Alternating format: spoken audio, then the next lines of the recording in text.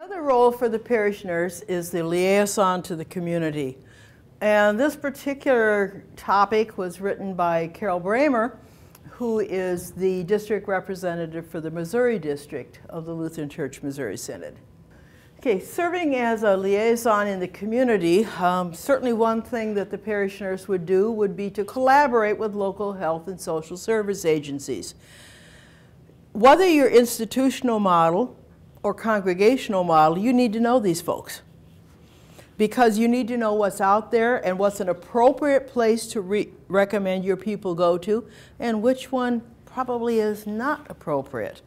For an example, we certainly, LCMS is not a supporter of abortion. So if we have a women's health center, which is a very nice name, but if that women's health center tends to be primarily an abortion clinic, we would want to know that, because that's not a place we would refer people to. If it happened to be a place that the woman was able to get inexpensive mammograms, it's perfectly fine. So you need to know, from the title, you maybe don't know exactly what's going on in that place. So knowing what's out there, knowing what's in your community, so that you're also familiar with the people, and when you call, you have someone that you can talk one-on-one. We have someone who has such and such a need. Do you have that? You have some resources that we could offer. So knowing your people, advocating for their needs. Along the same line, inviting the community to your church-based services. Many times people aren't going to come into the church service, but they will come into, if you're having a health fair or you're having an end-of-life topic, you have your widow's grief group, you have something that is just a human need. They will come in for the fellowship and the human need, but when they are there, because it's done in the church by the parish nurse, it will have a spiritual dimension to it. So they are introduced to the true purpose of the church. And in the event, sometimes either they are interested in looking for a church and become part of yours, or they know people who are, and in their conversation will say, oh, I understand you're looking for a church. I was just at this group over at St. Matthew's, and they have a really wonderful, whatever it is you're looking for. And word of mouth will oftentimes go places. Hosting health-related events that are open to the community. Some places have done clinics. Now typically the parish nurse does not do invasive things and doesn't replicate what a clinic nurse or a home health nurse does. But there are groups that do. And the parish nurse and the church may be the host site for that clinic to come in. And so you're providing a clinic. More appropriately, you're providing the space for the clinic, because since we are not invasive, anything that would be invasive is outside of the job description parameters and the legalities, but hosting it, they became the provider. It just happened to be on your site. So there are ways to do health clinics, blood drives, all of these things that you wouldn't do in and of yourself, but you might be the place for them. And side door evangelism is a word that has sometimes been used, more so I think in the past than now, but it's that idea of introducing the unchurched person to your church without necessarily inviting them for the worship service for the first time, but inviting them for some other activity and event and introducing them. And I just have some, again, pictures of things that may be done. This is a church in Iowa, and I'm sure it looks very much like a lot of other churches food pantries. You know, collection of food that may either be going to the food pantry, maybe going to a homeless shelter, maybe going to some disaster relief place, but collections of food in your own congregation that are now going out to the community to provide need. This is a senior expo. Actually, this one is in my hometown. Once a year, the Lutheran Social Services hosts a senior expo where every place in the community that serves seniors in any way is invited to be a part of it. And so I have an area here with my parish nursing, and I highlight here the senior activities without necessarily discounting the others, but it's a senior expo. So I will certainly highlight what do we have available in our outreach to the nursing homes, our outreach to the senior living sites, our senior activities such as that OK Club that people from the community who wanted to come in, could. So it's a generational related area. This is at one of the senior expo sites. And this happens to be at a senior living site. And we were doing stroke assessments that day. And so we're taking blood pressures, again, listening to the carotid. And I have a little model there of a clogged artery so we can show when we flip it up or down if the blood circulates or it doesn't. Just very low key, but it's a way to get out and touch base with the people. This is also a place that once a month I go and I do a short Bible study, followed by a short health topic, followed by a time to just talk about whatever problems or concerns the people have that day. So in that roughly an hour, we had spiritual, social, emotional, and physical all kind of wound together. And it's been very popular. Some of the special needs that we may need to advocate to the community or for the community would be issues of abuse. Child abuse, domestic abuse, and elder abuse. We know that as nurses, we are mandated reporters for child abuse and elder abuse wherever we happen to be. And that does not change. So a parish nurse, just like a nurse any other place, we're a mandated reporter. So if we have reasons to suspect actual or suspected, we need to report it. Domestic abuse, the law is not uniform and it doesn't necessarily make you a mandated reporter, depending on where you're at, but it certainly mandates that we're aware and that we provide information so that we know what the domestic abuse providers are and that if we have someone that we think is a victim of that we provide them with the information. In some I don't know what it is in Missouri, but I know that in a lot of states they don't make it mandatory because the concern is that the person needs to decide when was the best time for them to leave for the safety of themselves and their family as well. So providing the information, being very verbal about where you can go get the support, but the other two, besides providing information, you need to report. Substance abuse, drugs or alcohol. We need to know where the resources are. We need to encourage people who could certainly avail themselves of the resources. Sometimes we may even be involved in an intervention if we're involved with the family to the point that we would be useful for them.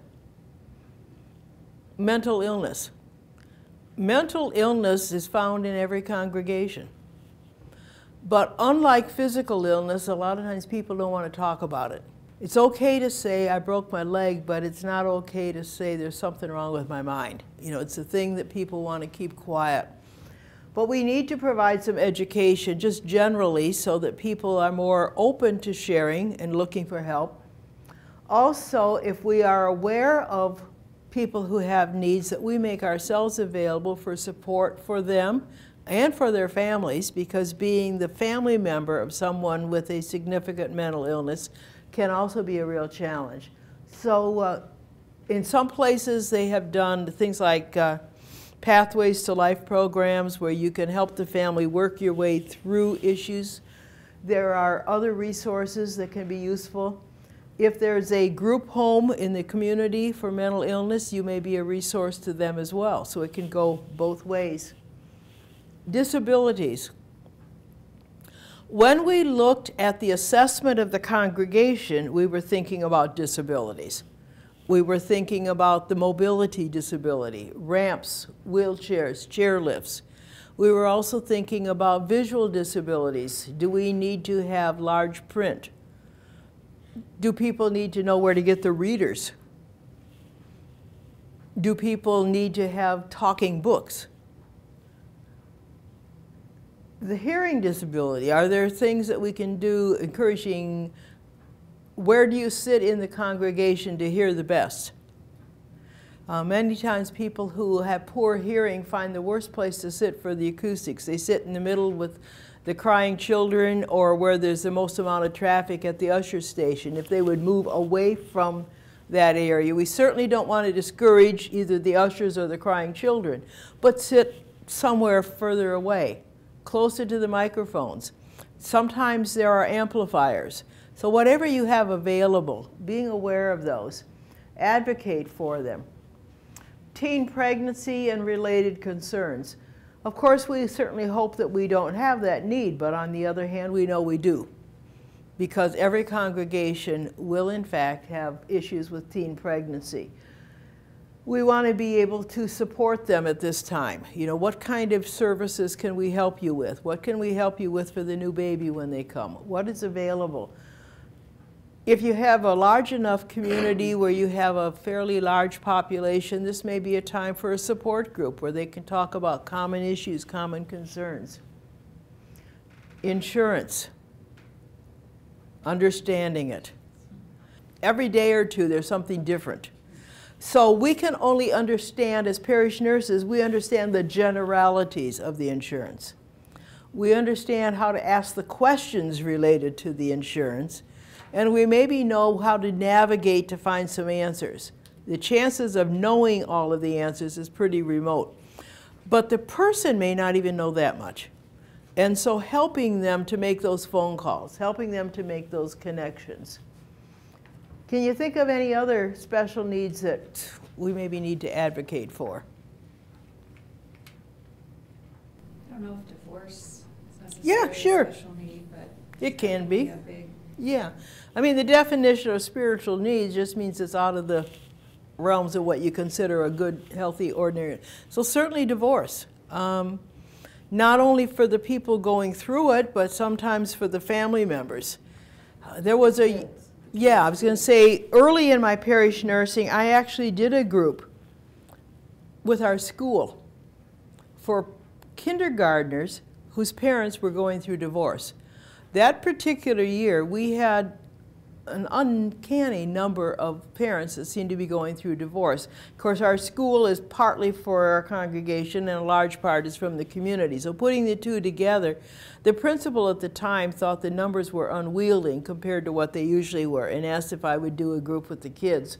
I'd never done it before, I've never done it since, but that particular event worked out really well. I was able to get all these kindergartners whose parents were going through divorce together in the same room. And I basically just called it Helping Hearts Heal, and we did some interesting things. But that became a really good thing. Another group might be, we certainly have a mobile population, and I'm thinking, if we're talking domestically, people who have problems within their family, due to chronic illness, acute illness, terminal illness, and no family members within 1,000 miles of here. That may be an issue. Similarly, within the greater parish nurse resource within Synod, we've sometimes been able to address this. I sometimes get some phone calls and they'll say, I have a member in my church who his mother lives in Oklahoma, and they're going through an end-of-life issue, and they're wondering, are there any parish nurses out in Oklahoma near where her mother lives? Because she's back here in New York and she can't go.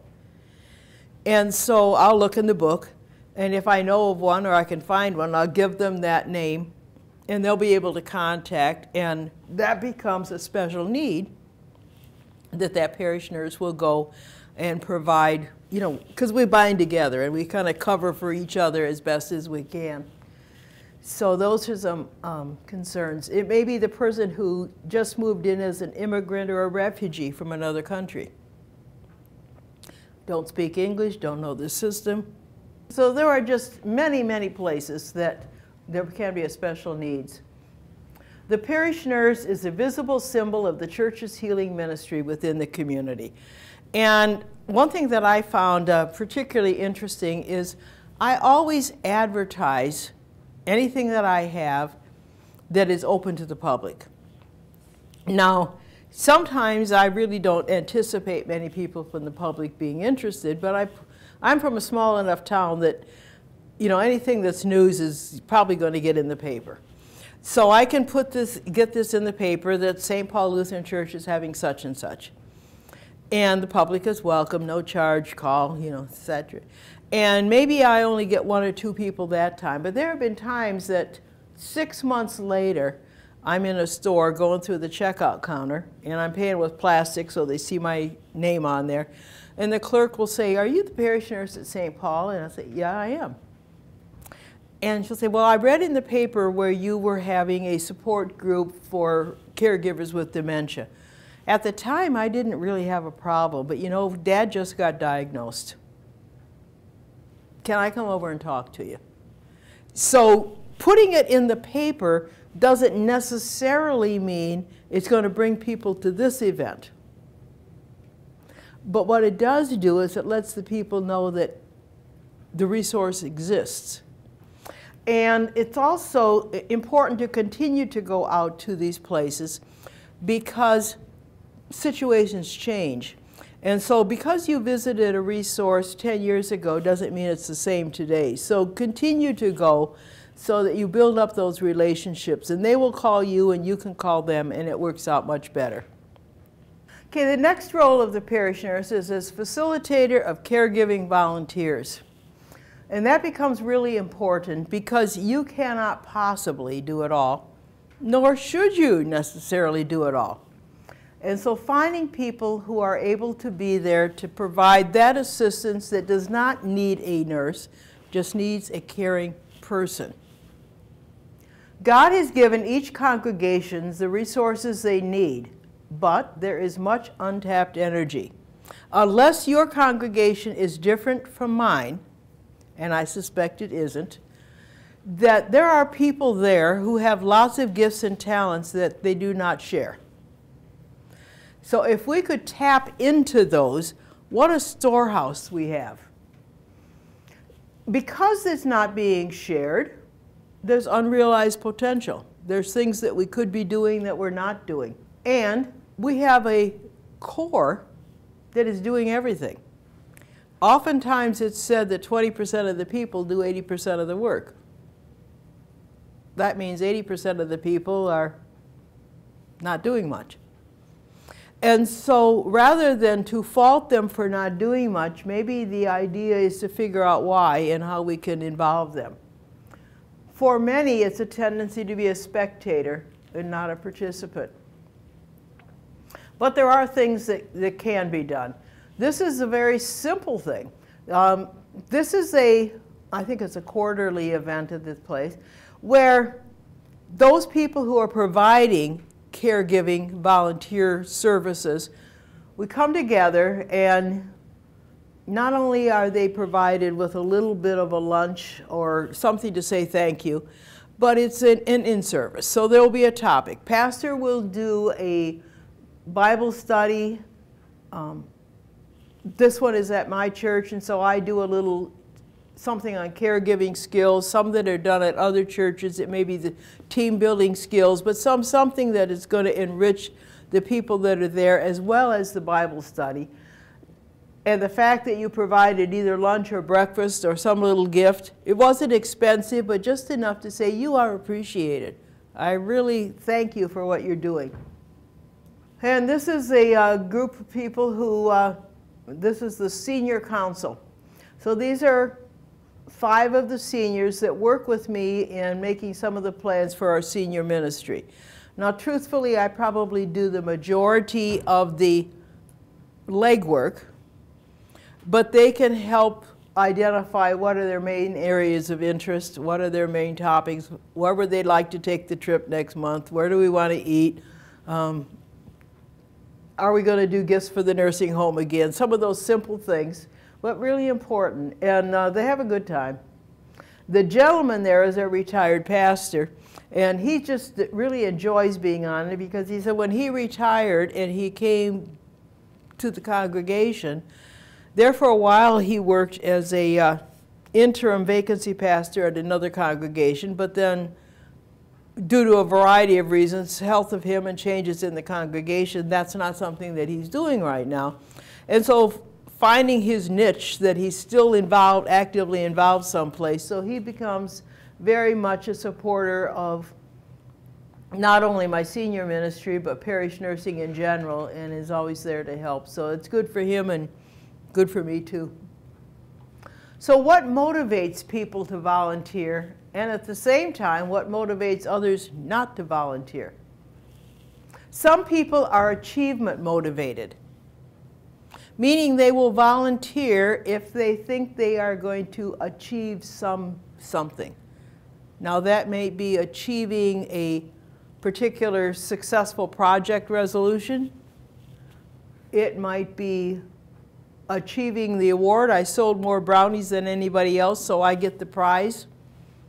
It might be a few years ago we did a Walk to Bethlehem exercise project, and the top 6 people, it happened that it was right about the time I was getting ready to go to Bethlehem. So I bought some things in Bethlehem, and then when I came back, the people who were the top 6 got one of the prizes from the storehouse. So they achieved the recognition. Affiliation motivated. Some people volunteer just because it's an opportunity to be out and about with people. This is especially true of maybe the widow who's home alone most of the time. It might be the person who is a stay-at-home mom, and now the kids went to kindergarten, but I'm not working, and now what do I do? It might be the caregiver whose person has now died, and my role was defined by the care I was giving, but now I have no care that needs to be given. So it's helping to redefine what it is you're doing, and to be with people. One lady said she discovered that because she was 87 years old and lived alone, and unless she went out and actively volunteered with places, she discovered she spent most of her time alone. And being alone is not necessarily healthy. So she was still healthy enough to go out and volunteer to do things. So don't let age or circumstances be the issue. As much as possible, I try to match people up somewhere with what they can do. Power motivated. Some people volunteer just because it gives them a sense of power.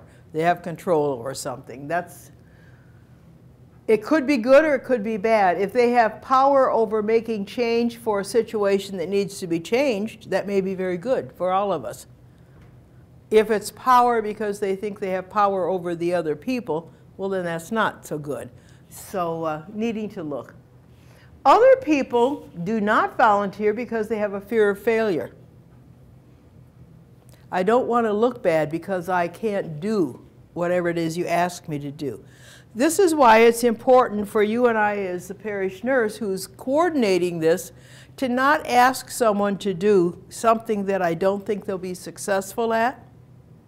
So that means if I know you already have the gift and talent, all I need to do is share with you what it is I'm asking you to do.